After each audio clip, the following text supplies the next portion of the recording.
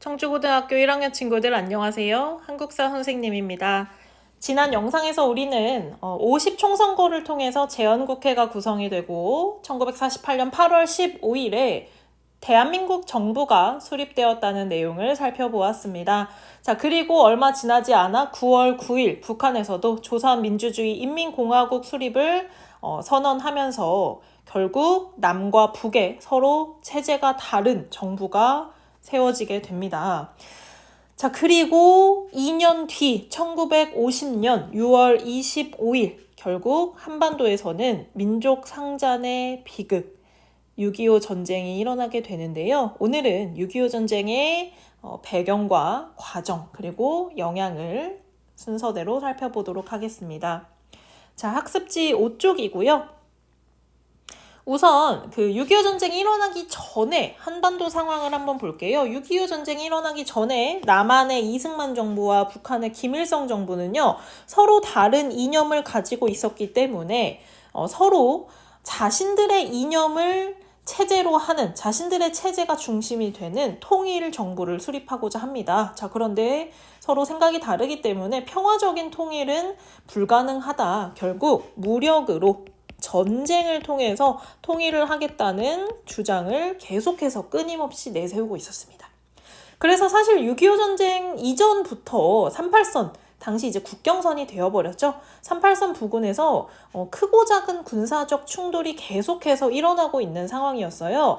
뭐 언제 전쟁이 터지든지 이상하지 않은 상황이었습니다. 그래서 이제 전쟁이 촉발된 상황을 이제 풍자한 만화인데 이걸 보면 이미 한반도에는 폭탄이 설치가 되어 있었다는 것이죠.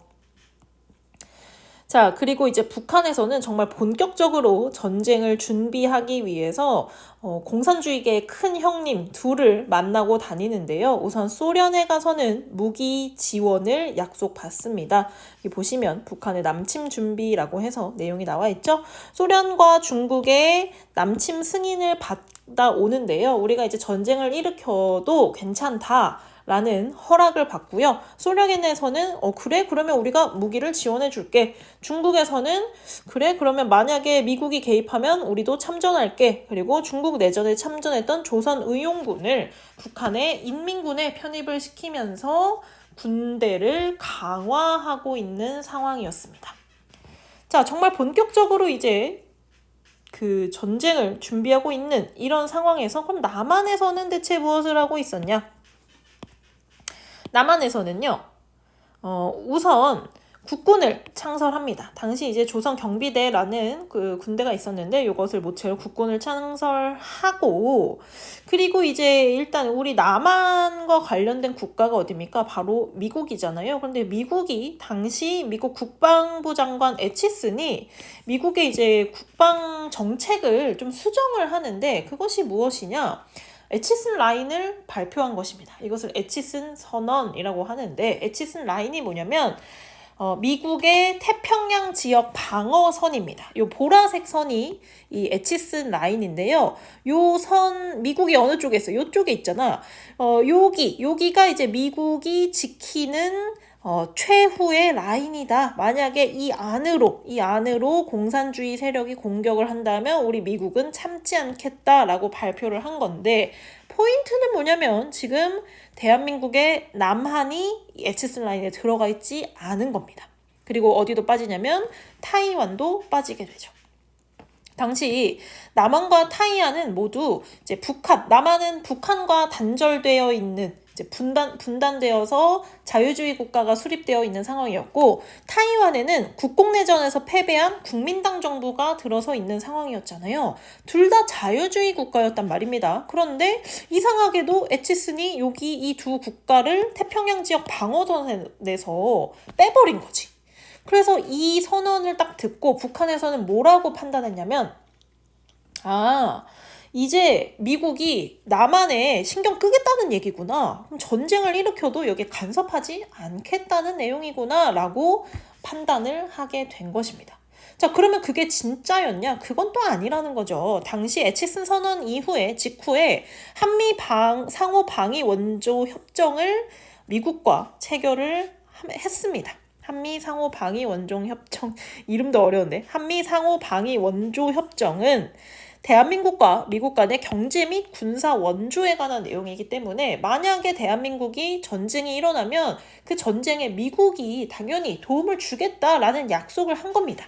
사실상 에치스 라인이 이렇게 줄어들게 된 것은요. 2차 세계대전이 끝나고 나서 미국이 국방 예산이 너무 많이 든다라고 해서 자국의 국방 예산을 좀 줄여야 된다는 목소리가 높아지고 있었고 이제 냉전 체제에서 러시아와 너무 또 이렇게 가깝게 붙어 있는 것은 제3차 세계대전을 또 일으킬 수 있는 위험성이 있기 때문에 여기서 좀 한 걸음 물러나자라는 의미로 에치슨 라인을 발표를 했던 겁니다. 그렇다고 해서 미국이 한반도 문제에 이제 개입하지 않겠다라는 건 전혀 아니었음에도 불구하고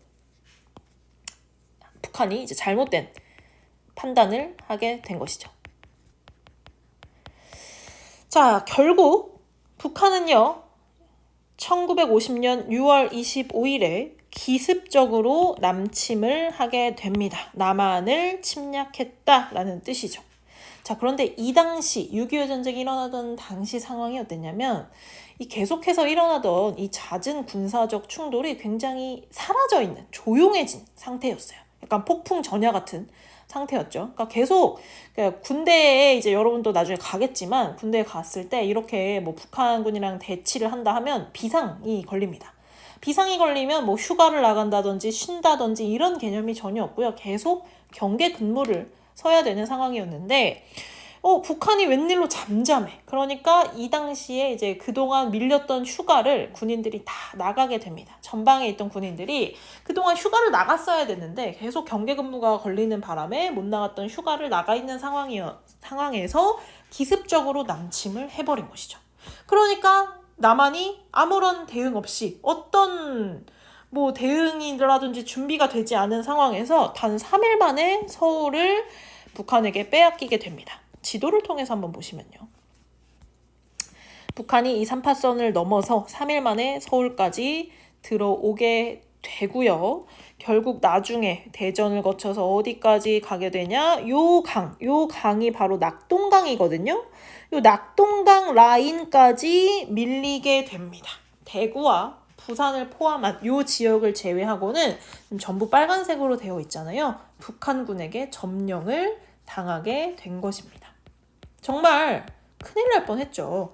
요 지역마저 만약에 뚫렸으면 우리는 지금도 아마 공산주의 체제에서 살고 있지 않을까. 북한이 통일을 한 것이니까요. 자, 그리고 이 소식을 들은 미국은요. 유엔 안전보장이사회에 이것을 건의해서 이것은 북한의 기습 남침, 노매너 전쟁이다. 그러니까 여기에 참전을 해야 된다라고 해서 유엔군이 참전을 하게 됩니다. 부산으로 유엔군이 들어오는데요. 왜냐면 이제 긴급한 상황이기 때문에 여기를 일단 지켜야 되는 거지. 그래서 이 지역을 방어를 하다가 유엔군 사령관, 당시 유엔군 사령관이었던 메가더 장군은요. 이거 어느 세월에 여기까지 올라가서 다시 남한 땅 되찾냐. 이 낙동강 방어선을 지키는 것만으로는 턱없이 부족하다. 이거 언제 무너져도 이상하지 않은 상황이다. 그러니까 우리는 전세를 역전하기 위해서 아주 기상천외한 발상을 하게 됩니다. 바로 인천으로 중간 허리를 치자는 인천 상륙 작전을 제안을 한 것이죠. 여러분 뭐 영상이라든지 영화에서 많이 보셨겠지만 인천 상륙 작전의 당시 성공 확률은 5,000분의 1이었습니다. 쉽게 말하면 5,000번 시도에서 한 번 성공할 확률이라는 것이죠. 그만큼 굉장히 어려운 상황이었는데 왜냐하면 이 인천이라는 지리적인 특성상 인천이 세계적인 그 갯벌이 형성되어 있는 지역이에요. 그래서 밀물대와 썰물대의 그 바닷물의 깊이가 완전히 달라집니다. 그러니까 밀물에서 육지까지 물이 차 있는 경우에는 배가 육지 가까이 들어갈 수 있지만 만약에 썰물대를 만나버리면 갯벌을 배가 갈 수가 없기 때문에 저기 먼 바다에서 내려서 그 갯벌을 이제 헤치고 육지로 가야 되는 것이죠. 그러니까 밀물대를 놓치면 사실상 작전이 성공하는 것은 불가능한 상황이었습니다. 자, 하지만 이 인천 상륙 작전 결국 많은 반대에도 불구하고 감행을 하게 되죠. 인천 상륙작전을 성공시키기 위해서 다양한 준비 작업들을 하게 되는데요. 대표적으로 이제 장사 상륙작전이라는 것이 있습니다. 이제 당시 이제 낙동강 지역에 이제 수세에 몰리고 있을 때 만약에 인천으로 간다는 소식이 북한군에게 들키게 되면 이 인천을 막아버릴 거 아니야, 북한이. 그래서 이 인천으로 가는 시선을 돌리기 위해서 요 동해안 지역에 장사리라는 곳에 이제 학도병들을 실은 배가 요 지역으로 가는 거지. 그래서 북한군의 시선을 돌리는 겁니다. 그리고 우리 여기로 갈 거야 라고 해놓고 사실은 여기지롱 이렇게 성동격서를 선택하는 건데요. 이 장사상륙작전을 참여했던 여러분 나이대 학생들은요, 제대로 된 뭐 군사훈련이라든지 이런 걸 받아본 적이 없어요. 더군다나 이 상륙작전을 하기 위해 타고 간 배가 그만 중간에 바다에서 좌초되고 맙니다. 이 배가 이제 뒤집어지면서 이 배에 타고 있던 사람들이 겨우겨우 목숨을 건지기 위해서 육지에 헤엄을 쳐가지고 어떻게든 상륙을 딱 했어요. 근데 누가 대기를 하고 있어? 북한군이 대기를 하고 있죠. 어떤 준비도 없이 육지에 도착하자마자 그 폭격과 총알 속에서 살아남기 위해서 끝까지 버티는데요. 결국 장사상륙작전에 참전했던 학도병들은 대부분 사망 또는 실종된 상태입니다. 여전히. 그래서 이분들의 희생 덕분에 우리는 북한의 시선을 잡아둘 수 있었고 그 틈을 타서 인천 상륙작전을 성공시킬 수 있었던 것이죠.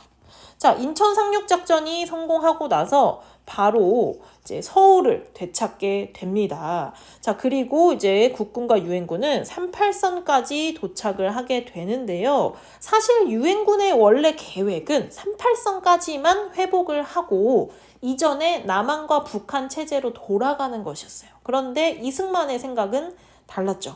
야, 이거 이왕 이렇게 된 김에 밀고 올라가자 라고 해서 국군이 먼저 38선을 넘게 됩니다. 그리고 파죽지세로 압록강까지 진출을 하게 되는데요. 여기 지도를 보시면 여기 흐르는 강이 압록강이잖아요. 압록강까지 실제로 우리 국군 부대와 유엔군 부대가 이제 진출을 합니다. 정말 이제 역전이 된 거죠. 전세가 역전이 돼서 북한군은 이제 여기로 몰리게 되는데 좀만 더 했으면은 통일을 했을 수도 있을 것 같아. 그런데 누가 옵니까?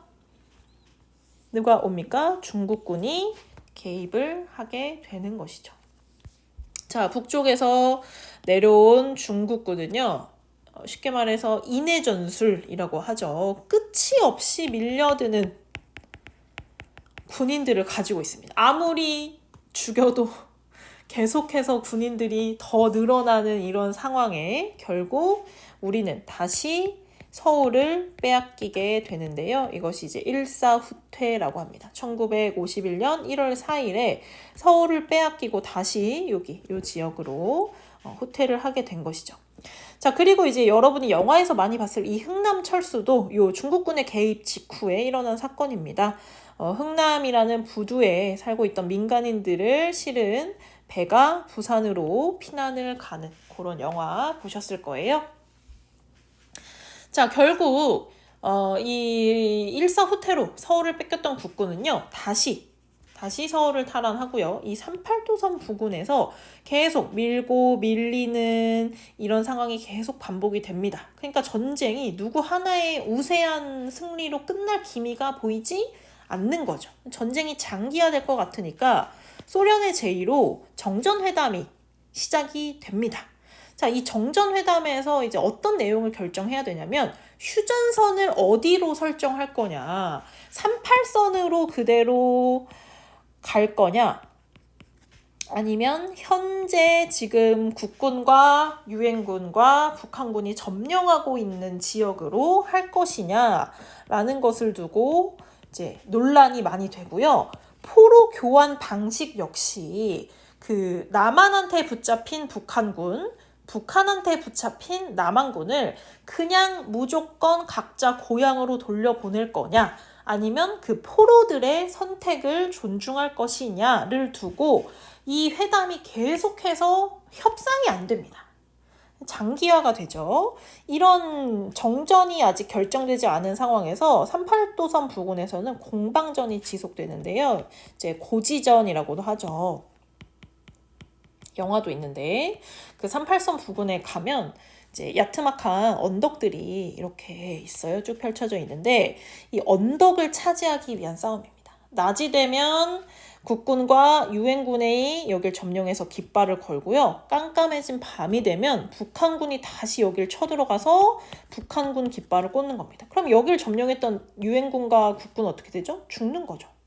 그러면 또다시 낮이 되면 뒤에 있던 국군과 유엔군이 가서 또 깃발을 꽂고요. 밤이 되면 또 이 사람들이 희생을 당하고요. 이게 계속 반복이 되는 겁니다.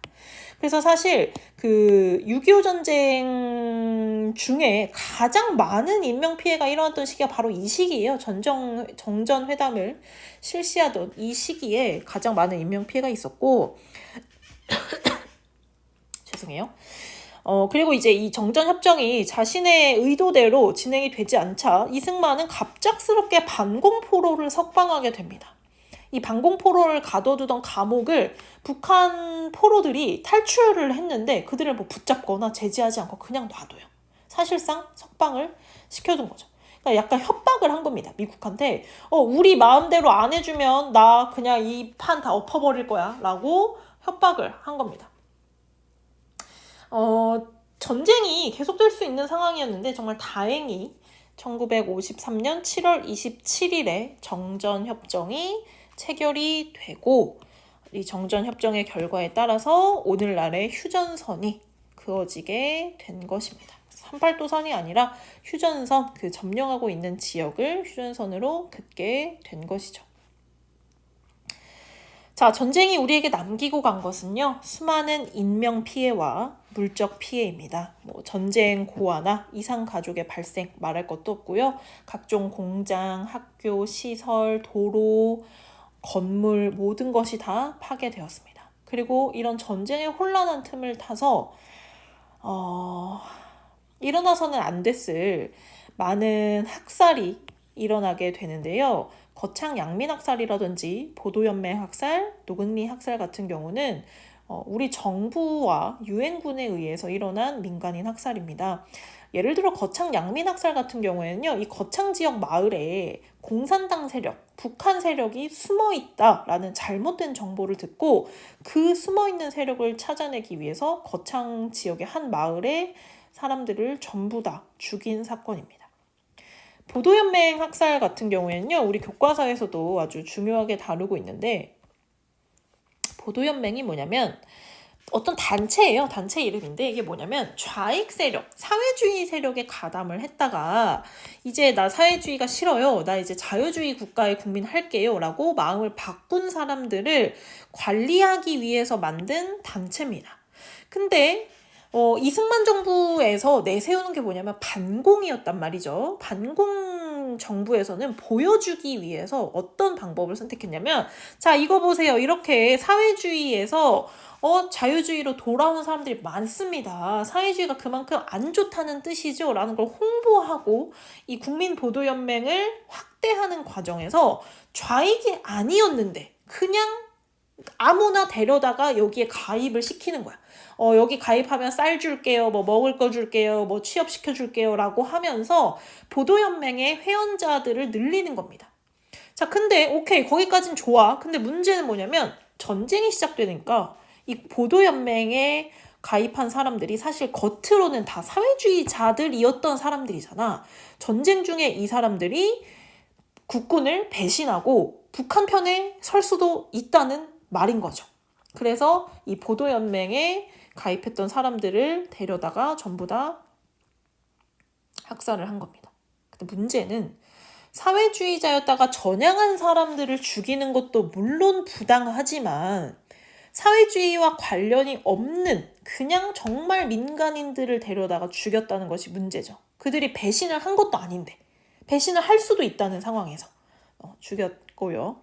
노글미 학살 같은 경우에는 이제 유엔군에 의해서 그 충북 영동에 노근리라는 마을이 있는데 이 마을에서 이제 피난민들이 피난을 가다가 거기에 또 이제 간첩이 숨어 있다라는 잘못된 정보를 듣고 유엔군이 포격을 위해서 전투기로 폭격을 해서 민간인들을 학살했던 그런 사건입니다. 정말 다시는 이런 전쟁이 일어나지 않아야 될 것 같아요. 정말 전쟁이라는 것은 그 자체로도 끔찍하고 일어나서는 안 되는 일도 일어날 수 있는 그런 상황이기 때문이죠.